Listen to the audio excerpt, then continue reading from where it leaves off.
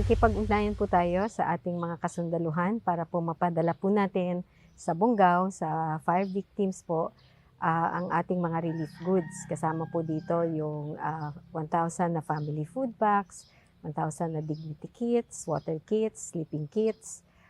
Meron din po tayong infant kits at mga wash na materials para po sa kanilang mga latrines. At may donation din po na 1,000 sacks ng bigas galing po sa Republic of Korea. Ito po ay ipapadala natin through sa eroplano na ipapagamit po sa atin, ipapahiram po sa atin. Kasama po yung iba pang relief goods na ipapadala ng iba pang mga ministries patungo po sa Bungaw. Nandito po tayo para sabihan din ang ating mga kababayan mula sa Bungaw na ang Bangsamoro government po nandyan kasama nyo. In fact, mula day 1 po, present po ang ating provincial office at ang ating mga municipal workers, ang ating mga parasocial workers. At ngayon po ay magpapadala pa po tayo ng karagdagang mga relief goods.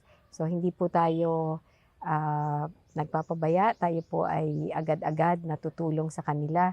Kasama rin po sa tamang panahon pagkatapos po ng assessment, yung emergency shelter assistance na cash po ito mula 10,000 to 40,000 pesos batay po sa assessment na makakatulong para po maipatayo nila yung kanilang mga tahanan, tirahan na nasalanta po ng apoy.